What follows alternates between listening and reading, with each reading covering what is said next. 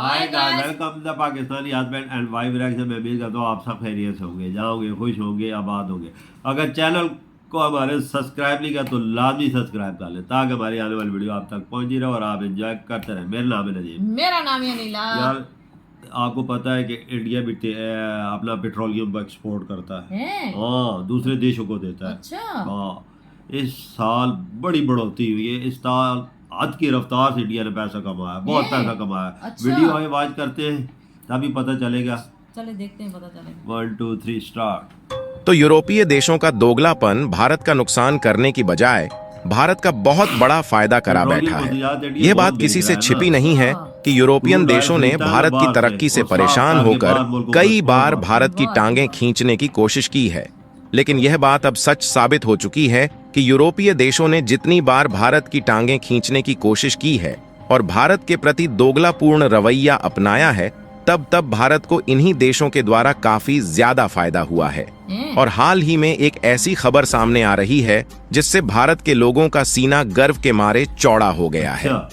दरअसल ये कोई छोटी मोटी खबर नहीं है, बल्कि यह खबर कई देशों के लिए चौंकाने वाली है, क्योंकि भारत का जो पेट्रोलियम प्रोडक्ट का एक्सपोर्ट है उसमें पिछले 5 सालों में कोई 100, 200 या 500% नहीं, बल्कि 2,53,788% की ग्रोथ हुई है।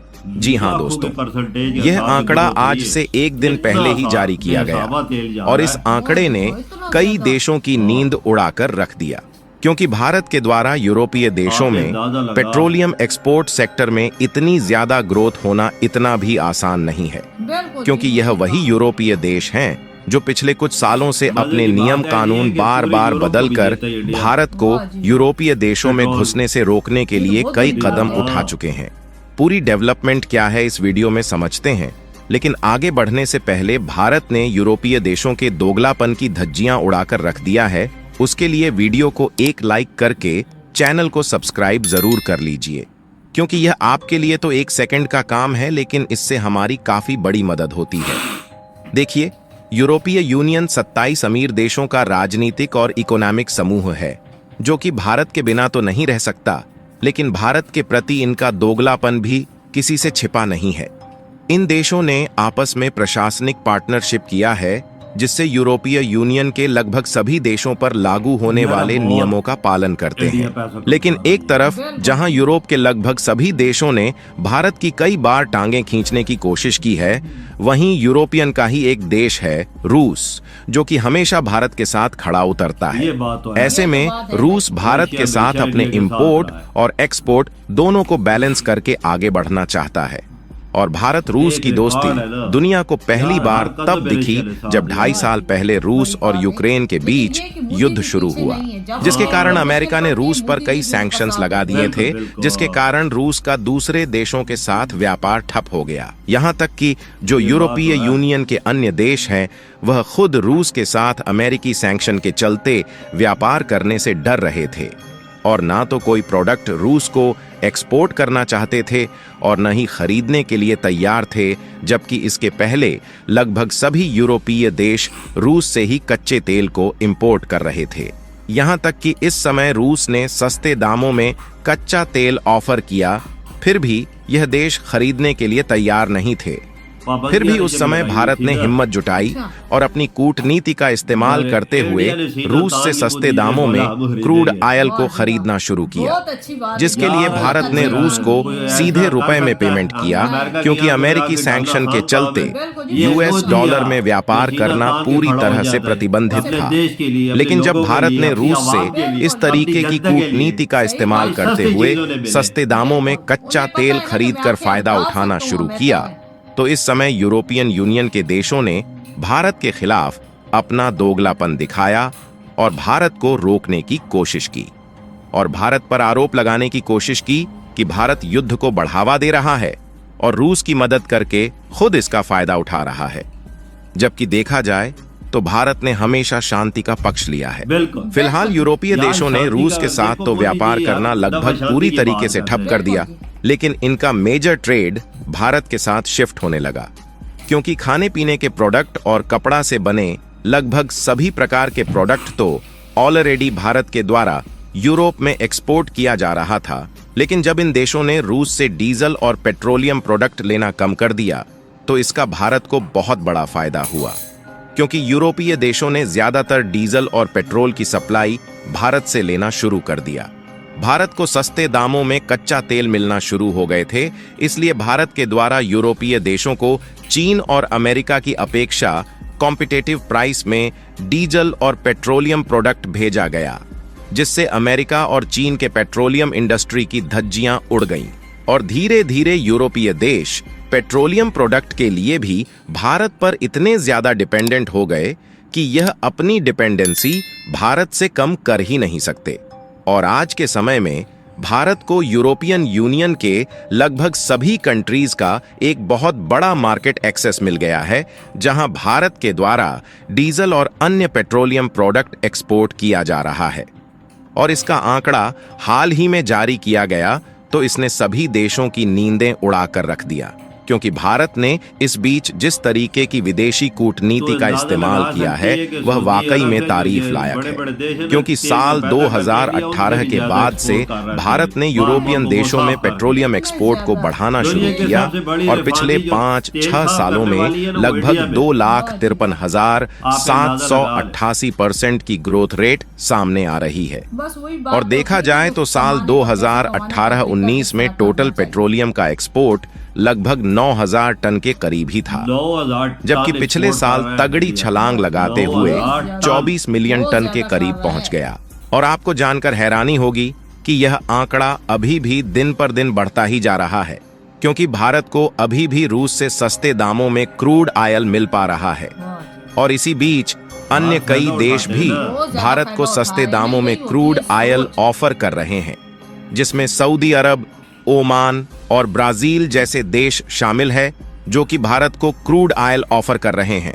और आपको बता दें कि भारत में काफी सारी रिफाइनरी मौजूद है, जिनमें जामनगर रिफाइनरी दुनिया की सबसे बड़ी रिफाइनरी है, जो कि भारत में मौजूद है। और यह हर दिन लगभग 12,40,000 क्रूड ऑयल को रिफाइंड करके पेट्रोल, डीजल और अन्य उपयोगी ऑयल में बदल देती है, जो कि न सिर्फ भारत में उपयोग किया जाता है, बल्कि भारत की ऑयल रिफाइनिंग कंपनियों के द्वारा यूरोपीय देशों के साथ साथ भारत के द्वारा बांग्लादेश, श्रीलंका, नेपाल और मालदीव जैसे लगभग सभी पड़ोसी देशों में एक्सपोर्ट किया जाता है। जबकि देखा जाए तो भारत में क्रूड ऑयल का प्रोडक्शन भी नहीं होता, लेकिन इसके बावजूद भी हम लोग ऑयल रिफाइनिंग का हब बनकर बैठे हुए हैं। आज के समय में दुनिया में लगभग 100 से भी अधिक ऐसे देश हैं जहां पर भारत के द्वारा पेट्रोलियम प्रोडक्ट का एक्सपोर्ट किया जाता है, जिनमें से लगभग 16 या 17 तो केवल यूरोपीय देश है जो भारत के सामने हाथ फैलाए बैठे हैं। फिलहाल जो रिपोर्ट सामने आई है, इसमें एक बात हैरान करने वाली भी है, और वह है पेट्रोलियम का एक्सपोर्ट करके भारत की होने वाली कमाई। क्योंकि देखा जाए तो पिछले साल 2024 के फाइनेंशियल ईयर में पेट्रोलियम प्रोडक्ट यूरोपीय देशों में एक्सपोर्ट करके होने वाली कमाई $20.5 बिलियन है, जबकि साल 2018-19 में भारत के द्वारा यूरोपीय देशों में बहुत ही कम मात्रा में पेट्रोलियम एक्सपोर्ट किया जाता था, लेकिन उसी से केवल $5.9 बिलियन की कमाई हो रही थी। यानी कि देखा जाए तो पेट्रोलियम का एक्सपोर्ट तो भारत का काफी तेजी के साथ बढ़ा है, लेकिन भारत की कमाई में केवल 250% की बढ़ोतरी हुई है। लेकिन चाहे कुछ भी हो, भारत ने कूटनीति का इस्तेमाल करके यूरोपीय देशों को अपने आप पर डिपेंडेंट बना लिया है, जिससे अब इसका फायदा आने वाले समय में हम लोग काफी ज्यादा उठाने वाले हैं। बाकी आप लोगों को क्या लगता है कि यूरोपीय देश फिर से भारत को गिराने की कोशिश करेगा या नहीं? अपनी राय कमेंट में जरूर बताएं और इस वीडियो को एक लाइक करके अपने मित्रों तक शेयर जरूर करें। ये तो रही हमारी वीडियो खत्म।